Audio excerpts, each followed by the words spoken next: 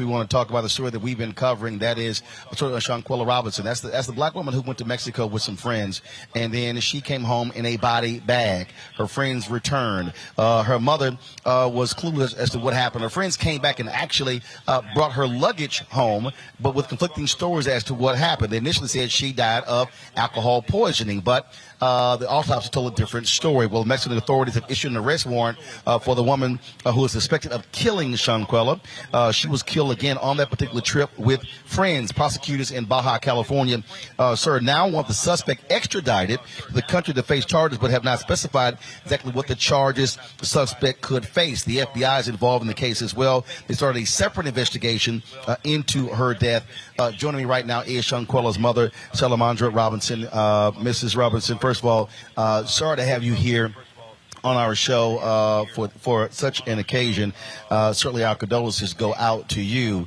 It has to be some solace for you, the fact that an arrest warrant has been issued, but you were just told so many different stories as to what actually happened to your daughter by her so-called friends. Yes. So when they got back from the trip with her luggage, what did they tell you happened to your daughter? That she got sick from drinking. It was alcohol. And so that was their initial story. So there were several. And how many friends went with her? Was it 3, 4, 5? How many total folks were in this party? It was 7. Seven, including your daughter. And so they get back, they tell you it was alcohol poisoning, but then the autopsy, it tells a totally different story.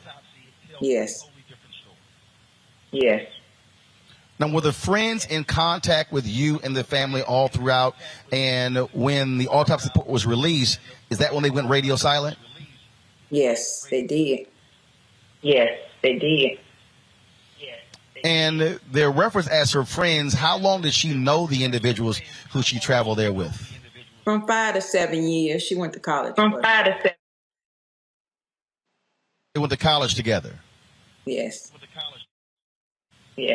I read several stories where you said that these folks often were at your home. You knew them, and these were people who were close with your daughter. No, I didn't know anyone but Kalia Cook. The other ones, I did not know them. All I know that she went to school with them. Kalia Cook used to come to our house and go on family trips with us. He's supposed to have been her best friend. And so that's one of the gentlemen you said, and he went on family trips. And when was the last time you heard from him? I haven't heard from him since the autopsy came back. And that's been about 2 weeks ago or 3 weeks ago when the autopsy first came back. And I haven't heard from him since. When the prosecutors announced the arrest warrant, did they reach out to you to inform you of this beforehand? Yes, they did, but they never told me who was being arrested, and they also haven't said that they have arrested anyone yet. You also have the FBI there in Charlotte. They're involved, and what's the latest that they have informed you in terms of their role in this case? Well, they're not telling a lot. They don't want anything to get out. You know, they just keeping everything confidential, so they have not told me anything else. We've seen a number of different stories, again, folks talking about this case and your daughter. And you've credited Black Twitter with actually making this possible in terms of the focus, because, frankly, mainstream media has completely ignored this story, and it's certainly not gotten the attention of other people who have been involved in cases like this here, folks who have come up missing or who have died overseas. Yes, that's so true. What would you like for folks to know about your daughter that folks don't know? Of course, people know her as a result of this here. But who was she? What was she going to college for? And what would you want folks to know about her? She was a good person. She had a good heart. She loved everybody. She loved life, and she went to college for business. And she just had a heart of gold. And I know that there's nothing that she could have done to anyone to make him do her like that. The GoFundMe that's been created. We had Tamika Mallory on last week, the co-founder of Until Freedom, and of course your family going to be traveling back and forth. A number of people have contributed. I think already has exceeded almost $400,000. And so, what would you like to say to the folks who have stepped up and assisted you and the family in this time of need? I want to thank each and every one. If you only made a phone call, you gave a donation, whatever, I would like to thank you because we're really going to need it to be for our attorney to go to Mexico and come back and somewhere to stay. And we also going to need it. So we really appreciate each and every one of you. Well, Ms. Robinson, again, our condolences to you. We appreciate you joining us today just to talk about the latest development in this case, and we're certainly going to continue our focus on it as this thing moves through the court proceedings. Thank you so much. We appreciate it. Thank you so very much. All right. Thank you so very much. All right. I want to bring in my panel, Julianne Malveaux. She's the Dean of College Ethnic Studies, California State University, L.A. Omekongo Dibinga, Professorial Lecturer, School of International Service, American University. And Renita Shannon, Representative, Georgia State Representative. Glad to have all three of you here. Julianne, I'll start with you. One of the points that I made there, this story has not gotten significant attention in mainstream media. I mean, let's just be real honest. If a white woman comes up missing in America or is killed overseas, you see wall-to-wall coverage. This has not got, I mean, if it was not for African Americans on social media, this case would not get the attention it's already gotten thus far.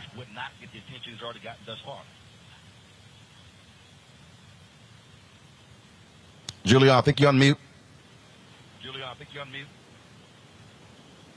Okay, got it. Sorry about that. There you go. Remember the runaway white bride? The white girl who did want to get married and she ran away, and it was coast to coast coverage. I mean, it was crazy. Or there was another one, a white girl who went to the islands and disappeared. Coast to coast coverage. We have so many examples. So thank you, Black Twitter. I've been wondering whether we needed Twitter or not, but obviously this suggests that we do. So thank you, Black Twitter. Thank you, Roland Martin, for giving that mother an opportunity. I haven't seen anybody else do that. I did see a little snippet about this on CNN, but it was very little snippet, no further conversation or anything. This is very tragic. A young woman in her 20s goes to hang out and ends up dead. But you really, they were all the group was were graduates of Wake Forest University, one of our, not Wake Forest, Wake Forest State University, I believe, one of the state universities. One has to ask about these young people. Who were they? Why would they do something so wretched to one of their classmates and one of their friends? And, you know, we don't talk about this enough. We talk about anger in the Black community, but we don't talk enough about Black women's anger.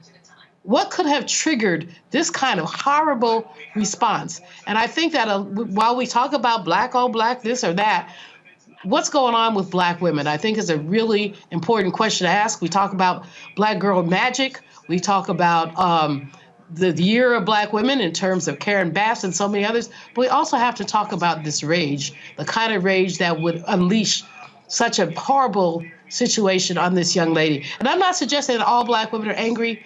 I'm not suggesting any of that, but I'm suggesting that we need to look at this rage. And so I'm looking forward to seeing more about this story and what happened and why. It's just almost unfathomable.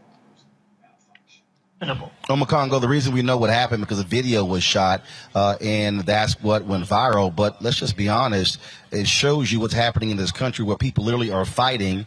Some people have actually been killed and others are standing around recording it as if it is a spectator sport. Yeah, it was really tragic to see. And to be honest, I knew that you were going to show the video and you were going to put it in context and discuss it, because it wasn't until this show was the first time I saw it, because I knew it was circulating everywhere.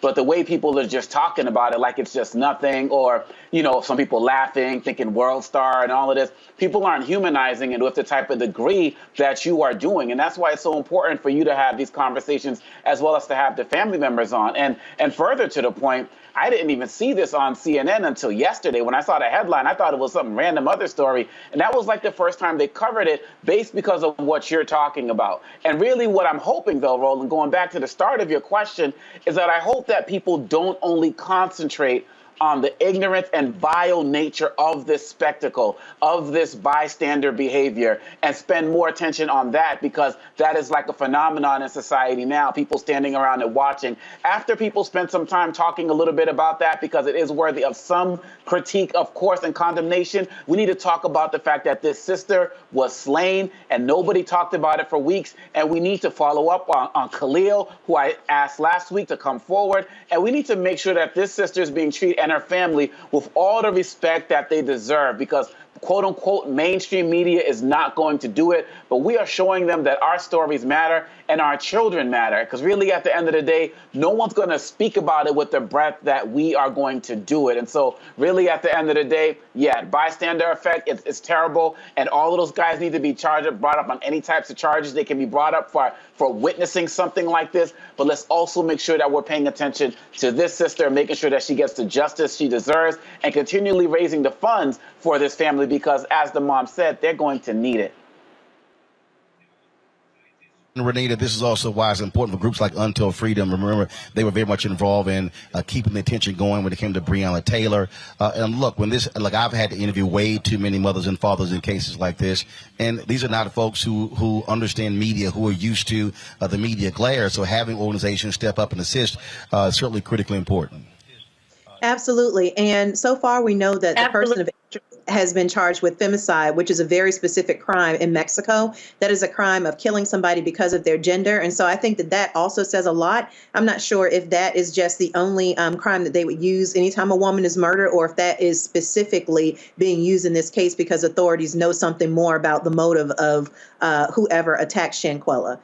I think that now, folks are starting to hear that a warrant has been placed and there's a person who they're looking to arrest. But now is not the time for us to, as Black people, take our foot off the gas with asking questions about the story, because there is so much more that needs to be answered. We've seen conflicting reports over the last couple of weeks, even report from a doctor who showed up to take care of Shanquella. And we saw that doctor said that she should go to the hospital, and then she ultimately did not go. And then she had a seizure, as it was reported, and then she ended up dead shortly after. But even that conflicts with what the autopsy says was the reason that she died. And that also conflicts with what her friend said. So there are a lot of questions that need to be answered, in addition to multiple people investigated. And I think the worst thing that can happen here, which we have seen happen for Black folks and Black families when they are victims of crime, we have seen it happen in this country, where sometimes the easiest and first explanation that pops up is the one that is just assumed and not further investigated. And I really hope that does not happen here. I hope that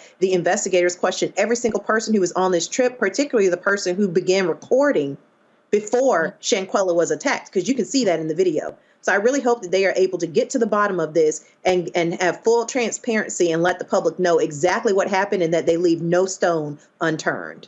All right, folks, back to our Roland Martin Unfiltered video in just one moment. Don't wait till November 8th. We can vote today, y'all. Early vote started this week. We're on Savannah State University's campus. We will be dorm storming today, giving out treats for everyone. We hope to see everyone at the polls when it comes to November. If you believe we got power, let them know. Make some noise. Put a fist up. I need to see a fist in the air because we got power. Come on, you put it up. Come get your shirt. We're out here in the streets of Savannah, Georgia. James, do not forget to go vote. I got you. If we vote the right people in, we can make a change. We can get these resources in our community. I am a woman, and it is important that we have the say-so of what we want to do with our bodies. We're concentrating on entrepreneurism, providing young people with resources and training that they need in order to change their trajectories. We want Black down. Democracy is on the ballot. Voting rights is on the ballot. Voting suppression is on the ballot. I am most passionate about those three combined because they all impact each other. Savannah is my home. I care about my community, and I care about representation in my community.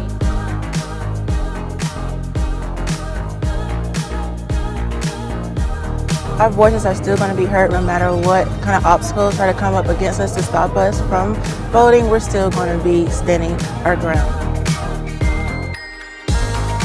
I see the effort that's being made to keep our communities from voting. So that makes me realize it's even more important, because if it wasn't important, they wouldn't be fighting to make sure we couldn't vote. This doesn't stop this year. This is a forever movement. We're going to exert our power as a people, walk in our rightful place. We're going to change our communities, fight for our communities, and build our communities.